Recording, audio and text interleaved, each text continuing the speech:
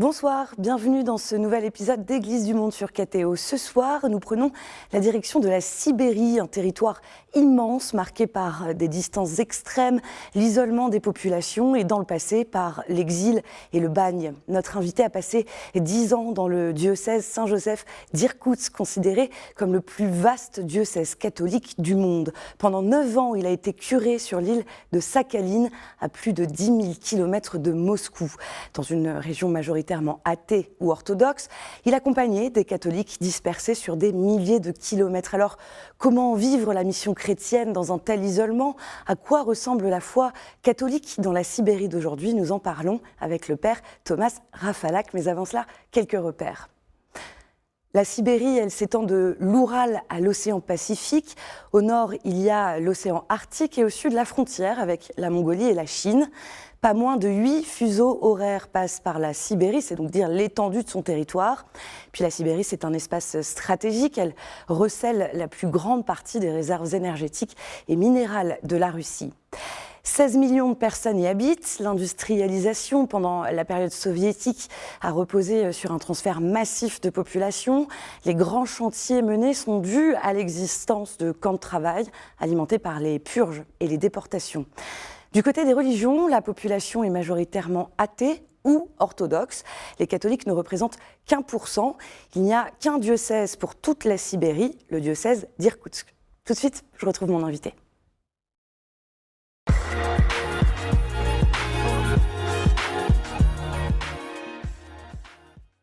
Père Thomas Rafalak, bonsoir. Bonsoir, bonsoir. Merci d'être avec nous sur le plateau d'Église du Monde. Pour faire connaissance, vous êtes polonais, originaire du diocèse de Gliwice, en mission comme fidei donum dans le diocèse de Saint-Flour, en France. Et avant cela, donc, vous étiez en mission en Sibérie. Vous y avez passé 10 ans jusqu'en 2018. Vous avez passé notamment 9 ans sur l'île de Sakhaline, ça se situe à l'est de la Sibérie. Alors c'est vrai que nous, quand on pense à la Sibérie, on imagine surtout un territoire immense, assez hostile. Comment vous décririez cette réalité à la fois humaine, spirituelle de la région? C'est vrai, la Russie est immense. Le diocèse d'Irkoutsk est tellement grand. Donc d'abord, en 2018, je suis arrivé à Irkoutsk, la capitale de la Sibérie centrale. D'abord, le premier choc, c'était un grand espace, des grands espaces, très froids, parce que je suis arrivé quand même en mois de septembre. Et tout de suite, à partir du mois d'octobre, il commençait à neiger, très froid jusqu'à mois 49. Donc voilà, ça c'est la première chose. Et c'est vrai, et entre les paroisses, on a des paroisses dans les grandes villes, et aussi des petites stations missionnaires, parfois jusqu'à 7h, 8h, il faut faire en train ou en voiture pour voir les gens. Mais les gens sont... le premier contact n'est pas évident, mais les gens sont quand même très accueillants et très familiaux. Ils sont souvent très isolés. Parfois c'est l'Église qui anime un petit peu la vie de temps en temps. Et on a des stations, quand la messe est célébrée une fois par an. Donc voilà, c'est le climat qui est dur, la distance, mais avec quand même la chaleur humaine nous aide. Alors, on va avoir l'occasion de développer, mais juste avant de poursuivre, je vous propose tout de suite une plongée dans l'histoire, celle de Dostoïevski, arrêté en 1849 pour ses idées politiques. Le génie de la littérature a échappé de justesse à l'exécution avant d'être envoyé au bagne, en Sibérie. Et c'est là qu'il a redécouvert le peuple russe et le Christ. On regarde un extrait du documentaire Dostoïevski, le romanesque incarné, réalisé par Yves Bernanos et coproduit par KTO. Le simulacre d'exécution d'une cruauté sans nom a été accompli. Pour Dostoïevski, ce sera le bagne. 4 ans et l'exil. Mais qu'importe, la joie le submerge. Je ne me souviens pas d'un jour aussi heureux. Dira-t-il 20 ans plus tard. Il écrit aussitôt à son frère Mikhail. Je ne suis pas abattu. Je n'ai pas perdu courage. La vie est partout, la vie. La vie est en nous, et non dans le monde qui nous entoure. Près de moi seront des hommes, et être un homme parmi les hommes, et le demeurer, voilà ce que c'est que la vie. Je l'ai compris. Et cette idée m'est entrée dans la chair, dans le sang. Quand je pense à tout le temps que j'ai gâché par ignorance de la vie, je me transformerai pour le mieux. Adieu, Mais je te reverrai, j'en suis sûr. Le 24 décembre, Dostoïevski est déporté en Sibérie, à Omsk. Le traîneau qui l'emmène parcourt les rues enneigées de Saint-Pétersbourg, qui ruissellent de lumière en ce jour de Noël. Le cœur lourd, l'écrivain en ressent l'ambiance et la joie si particulière. Derrière les fenêtres, la fête bat son plein dans les familles. Sur la route, la tempête s'abat sur le convoi. La température atteint les -40. À la dernière halte, avant le bagne de Omsk, Dostoïevski se voit remettre par l'épouse d'un révolutionnaire décembriste un exemplaire du Nouveau Testament. C'est la seule lecture autorisée en prison. Noirci d'annotations, le livre sera encore entre ses mains, sur son lit de mort. Père Raphaël, on a arrêté l'extrait sur cette phrase, le Nouveau Testament, seule lecture autorisée en prison. On ne va pas refaire toute l'histoire, mais est-ce que vous pouvez recontextualiser un peu, nous expliquer l'historique de la présence chrétienne catholique en Sibérie ? Évidemment, les catholiques sont là depuis des siècles, finalement. Et la région catholique était finalement juste interdit pendant la période communiste. Mais les tsars autorisaient la présence des catholiques parce que c'était souvent les descendants ou soit les prisonniers politiques catholiques, des prêtres emprisonnés en Russie, ou après les gens déportés en Sibérie. Il y avait même une période au début du XXe siècle, comme les Polonais, il y a un village qui s'appelle Wierszyna à côté d'Irkoutsk, ils sont partis pour travailler, parce que le tsar a promis, c'est qu'on renouvelle la 12e Amérique. Donc vous pouvez trouver sa place dans le monde en Sibérie. Il y avait une émigration polonaise volontaire, mais globalement, les Polonais ou d'autres peuples, je parle de catholiques qui sont d'origine allemande ou biélorusse ou ukrainienne, ont été soit déportés, soit ils sont partis voir une autre vie. Parfois, ils étaient obligés de partir, se déplacer pour trouver une autre place pour la vie. Et donc, finalement, les catholiques, il y avait même, pendant le 19e siècle, un village où tous les prisonniers étaient catholiques, prêtres catholiques. 150 prêtres enfermés dans un seul village, mais ils ont resté à peu près 3 ans. Sans célébrer la messe. Et après, ils sont repartis presque tous en Pologne.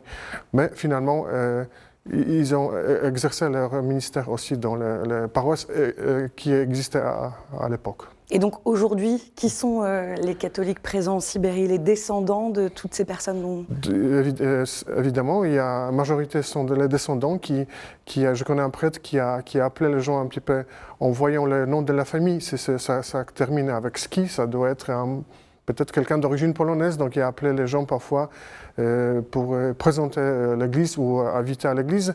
Mais il y a de nouvelles vagues de catholiques qui découvrent la foi chrétienne, la foi catholique. Les gens qui se présentent comme ça en regardant parfois les films même, ou en écoutant la musique catholique ou la musique grégorienne. On voit à l'écran des images de religieux, religieuses, des images que vous nous avez envoyées.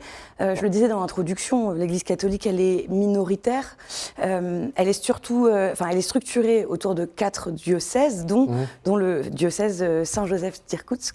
Je le disais, c'est le plus grand diocèse du monde en termes de superficie. Si on parle en termes de chiffres, aujourd'hui, au niveau du clergé, des prêtres, des religieuses, le nombre de paroisses, oui. Ça se traduit comment ? À peu près, il y a 45 paroisses, 45 prêtres. Pour assurer, presque tous les prêtres sont seuls, sauf 2 ou 3 paroisses grandes.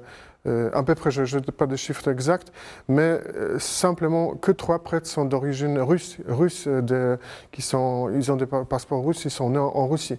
Les autres, même l'évêque, il est de Biélorusse. Et les prêtres sont de tous les pays catholiques possibles. Il y a encore des prêtres slovaques, polonais qui travaillent, même aujourd'hui en Sibérie, des Américains, des Brésiliens.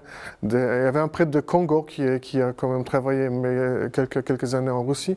Donc tous les pays, on répond à cet appel fidei donum de l'Église et on essaye de construire quelque chose avec les gens voilà, en Sibérie. Et comment s'est passée votre mission, vous, là-bas, alors? Parce que vous étiez seul prêtre de votre paroisse pendant plusieurs années? J'étais seul prêtre pendant 7 ans. Parce que j'ai commencé à Irkoutsk, 1 an pour apprendre la langue, et pour rester à Irkoutsk avec une communauté assez grande, parce qu'il y a des sœurs religieuses aussi. Sur la photo, on a vu tout à l'heure la communauté des sœurs de Mère Teresa qui sont à Sakhaline. Malheureusement, ils sont partis, les sœurs, l'année dernière. Donc, moi, on a quand même travaillé ensemble pendant 9 ans. Et après, en 2009, l'évêque m'a proposé la mission en Sibérie, à Sakhaline, pour comprendre, entre Irkoutsk, la capitale de la Sibérie, et Sakhaline, 4000 km. C'est le même diocèse, et 3 heures de décalage. Donc, l'évêque m'a envoyé là-bas comme curé. Je restais quand même presque 1 an et demi avec un autre prêtre polonais. Après, il est reparti et je restais tout seul jusqu'à la fin de ma mission. Pour combien de paroissiens Combien de paroissiens? Si on compte, selon les registres, il y avait à peu près 1000 baptisés dans tous les villages de Sakhaline. Il y avait 3 chapelles et une église, comme vous voyez sur la photo, de Saint-Jacques, dans la ville centrale de Sakhaline, Yuzhno-Sakhalinsk. Alors, juste avant de continuer, justement, l'île de Sakhaline, la paroisse Saint-Jacques, où officiait donc le père Rafalak, c'est le seul centre catholique de l'île, et des soirées de concerts sont parfois organisées. On regarde un petit extrait.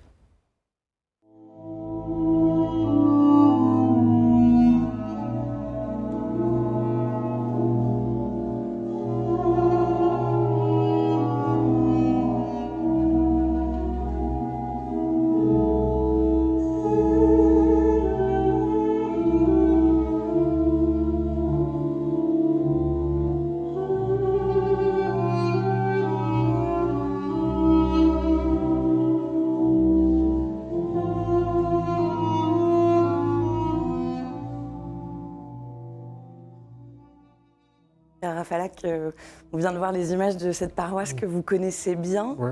Un petit mot de l'orgue. Il me semble qu'il y a une histoire derrière l'orgue. Il y a une histoire, évidemment. C'est mes amis laïcs engagés de mon diocèse de Gliwice en Pologne. Ils sont venus me voir, visiter l'île. Et les deux sont musiciens, ils sont organistes, mais ils m'ont posé la question, pourquoi tu n'as pas d'orgue? Pas du tout, on a un piano électrique, mais on peut peut-être, c'est une idée d'acheter quelque chose pour ta paroisse. Donc finalement, ils nous ont lancé un projet avec l'accord de mon évêque, les fidèles d'abord, bien sûr, les catholiques de la Sibérie, et les fidèles de mon diocèse. Donc après quelques concerts donc on a finalement réussi, ce projet réussi, donc on a acheté un orgue aux États-Unis qui a traversé l'océan Pacifique jusqu'à Sakhaline. Et à partir de 2015, la paroisse, voilà, avec cet orgue, c'est un moyen, on peut dire, de l'évangélisation. On invite les gens souvent à l'église. Il y a des concerts. Mon successeur, il y a un prêtre slovaque qui maintenant est à Sakhaline, organise une fois par mois, régulièrement les concerts avec des thèmes particulières et souvent des thèmes selon même le temps liturgique. Par exemple, la Passion du Christ ou la résurrection des grands classiques. Et les gens adorent. Pour comprendre, dans les églises orthodoxes, il n'y a pas d'instrument. Il n'y a que de chorales et que de voix humaines. Quels sont les défis pastoraux auxquels vous avez été confrontés? Je pense que la première chose, c'est les catéchumènes qui demandent le baptême, mais ils sont tellement isolés, j'étais obligé de se déplacer parfois jusqu'à 400 km pour voir quelqu'un ou préparer un petit peu par Internet. Donc, ils ne sont pas tous à Yuzhno-Sakhalinsk, mais dans les villages aussi. Cette paroisse est presque une paroisse, on peut dire, normale, mais en même temps, c'est une station de mission. Donc, j'étais appelé par les gens qui habitaient loin, vraiment loin, pour célébrer des obsèques ou des baptêmes, des préparations au mariage. Et après, aussi le contact avec le contact avec l'Église orthodoxe qui Comment elles se passent, les relations, justement sont bien. Les relations sont bonnes en Sibérie. Un évêque que je connais, orthodoxe, il a dit on a assez de travail pour tout le monde. Cette terre, c'est lui qui a dit, n'a jamais pas été évangélisée. Vraiment, parce qu'il y a beaucoup d'ethnies qui sont super isolées, les missionnaires passaient de temps en temps, mais pour vraiment évangéliser la Sibérie, il m'a dit encore il faut à peu près 100 ans. Il y a des ethnies et aussi des religions païennes, animistes, qui sont très présentes dans le nord de la Russie. Malheureusement, après la période communiste, ils sont devenus presque tous athées. Et vous, comment est-ce que vous avez vécu, en tant que prêtre, cet isolement ? Moi, j'ai découvert que ça va. J'aime beaucoup la solitude. C'était pas tout à fait au début évident, mais finalement, j'ai eu la chance d'habiter dans une ville de Yuzhno-Sakhalinsk de 100 000 habitants, presque au centre de la ville. Vous voyez des bâtiments un peu soviétiques qui sont derrière. Les gens ont un peu peur de tout ce qui est l'Occident, le catholique. Il y a parfois de mauvaises, je peux dire propagande, peut-être pas, c'est pas un bon mot, mais qui dit les catholiques sont méchants, par exemple. C'est des stéréotypes qui sont des clichés, mais finalement... Ou une religion d'étrangers. Les religions d'étrangers, parfois. Ils disent, c'est quand même, vous êtes polonais, mais les gens comprennent que c'est tout à fait normal d'avoir un prêtre polonais pour les catholiques qui sont d'origine presque... La moitié de ma paroisse, c'est les paroissiens d'origine polonaise. Donc finalement, on a beaucoup parlé de la Pologne, de la région dans leurs ancêtres. Ils ont gardé ce lien avec la Pologne ? Pas tous, mais ceux qui sont devenus nos paroissiens, les paroissiens dans d'autres villages, ils ont parlé souvent de leur grand-mère, grand-père qui gardait le chapelet, qui priait, qui disait Matka Boska, c'est la mère de Dieu en polonais, qui était fidèle malgré les persécutions. Voilà. Donc finalement, c'est important. Mais pas que, parce qu'il y avait la deuxième grande communauté catholique en Sibérie, sont des Coréens. Il y a des catholiques coréens qui sont là-bas aussi. On est pas très loin du Japon, le Corée du Sud, donc des Asiatiques aussi. Et comment est-ce qu'on fait vivre une communauté chrétienne quand les fidèles sont si différents les uns des autres, et puis quand ils vivent aussi à des centaines de kilomètres les uns des autres ? Oui, on a pris une bonne habitude, de bonnes habitudes de fêter à chaque fois par exemple, pour se déplacer pour aller à la messe, donc il faut faire jusqu'à 100 km. Et les plus fidèles, parfois, pour aller à la grand-messe, une messe ou de Noël. Donc finalement, c'était évident d'organiser quelque chose après, de rester encore, ou de ne célébrer pas très tard. Par exemple, la messe de Noël n'a été jamais célébrée à minuit, il fait trop froid. Et on a quand même essayé de célébrer la messe, et après de rester ensemble, et toujours autour d'une table. C'est très, très convivial, et tout le monde apporte quelque chose. Donc finalement, c'est toujours une réussite. Tout le monde parle avec tout le monde, on a une bonne ambiance. Est-ce que la guerre que mène Moscou en Ukraine, elle est suivie en Sibérie ? Est-ce qu'il y a des conséquences particulières ? Je pense qu'il y a... La première chose, les Sibériens sont très, très isolés. On dit on n'habite pas le même pays. Il y a des gens qui ne connaissent pas Moscou, qui ne sont jamais allés à Moscou, même jamais quitté le Sakhalin. Il y a des gens. Mais finalement, bien sûr, il y a la mobilisation, je pense, les gens sont mobilisés, les jeunes. Mais finalement, la Sibérie, depuis des siècles, essaie de vivre sa propre vie. On est loin de tout le monde. On vit notre vie comme on peut. C'était toujours pendant les périodes aussi communistes ou avant, les gens... Il faut vivre avec des situations pas toujours faciles.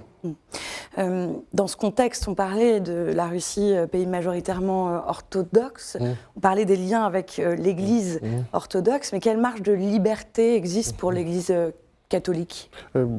L'Église fait partie des grandes confessions chrétiennes en Russie, donc elle est bien sûr autorisée. Il n'y a pas de souci avec pour les paroisses catholiques existent dans beaucoup de villes. Donc on est libre finalement pour travailler dans une église. Pas pour faire la politique, c'est pas possible, mais on reste avec nos paroissiens. Il y a mes collègues qui sont encore là. Je quittais la Sibérie en 2018, mais il y a plein de prêtres ou sœurs religieuses qui sont toujours là, et polonais ou slovaques. Vous êtes toujours en contact avec eux? En contact avec eux. Ils travaillent, essayent d'apporter un petit peu quelque chose de la paix du Christ ou le message du Christ, même pendant ce temps pas évident. Père Rafalak, qu'est-ce qui vous a le plus marqué, vous, dans cette expérience missionnaire en Sibérie? C'était un peu toujours mon rêve depuis toujours de partir en mission. J'ai été baptisé dans une église de Sainte Thérèse de l'Enfant Jésus, la sainte patronne de la mission en Pologne. Donc c'est mon curé qui a dit, voilà, elle a peut-être prié pour toi toute ta vie. Et après, c'était une expérience, c'était une aventure d'abord d'apprendre une autre culture, une autre langue, de rester avec les gens, de vivre vraiment ensemble l'église, parce que c'est la même église, on a la même église en Sibérie, partout, en France, en Pologne. Donc de découvrir ensemble le message du Christ, de vivre voilà, cette beauté de l'église, d'être ensemble. Parce que l'église unit tout le monde, c'était toujours ouvert à tout le monde. L'église, on a essayé de rassembler tout le monde au nom du Christ ou au nom de la fraternité. Même dans les coins les plus reculés du monde, on l'entend. Juste avant de se quitter, je vous propose de passer aux 3 petites questions de fin d'entretien. Quelle figure catholique marquante vous a particulièrement porté pendant cette mission en Sibérie? Je pense que plutôt voilà, cette histoire de 1870, d'une déportation de 150 prêtres polonais dans le même village. Les prêtres ont resté fidèles. Il n'y a juste un seul qui peut-être a quitté le ministère. Les autres sont restés soit en Sibérie ou sont revenus en Pologne. Je me suis dit que les prêtres étaient forts, même malgré l'emprisonnement. Ils ont après travaillé certains en Sibérie, ils sont restés en Sibérie, ils ont choisi mais la Sibérie, les églises catholiques en Sibérie. Donc je me suis dit, ces prêtres qui ont été commencés comme prisonniers à terminer comme curé de la paroisse en Pologne, en Sibérie, c'est quand même pour moi, je ne connais pas tous les noms, mais 150 prêtres, voilà, polonais. Quel sanctuaire ou lieu de pèlerinage dans lequel vous aimiez vous ressourcer en Sibérie? En Sibérie, il y a toujours, ça existe, la maison diocésaine au bord de lac Baïkal, qui est magnifique, pas loin de 60 km d'Irkoutsk, et un village qui s'appelle Listvianka. Donc là-bas, il y avait des retraites spirituelles ou juste des camps de vacances pour les enfants ou pour les prêtres. C'est magnifique, c'est au bord du lac Baïkal qui est splendide. C'est le plus beau, je pense. C'est un endroit exceptionnel. Et enfin, une intention de prière pour les catholiques en Sibérie? Pour la paix dans le monde entier, en Sibérie aussi, pour la paix, et là, en priant, en union de prières pour la paix. Voilà. Merci beaucoup, Père Thomas Rafalak, d'avoir été avec nous. Merci de votre témoignage. Merci beaucoup, merci. Et tout de suite, on continue avec la chronique du monde.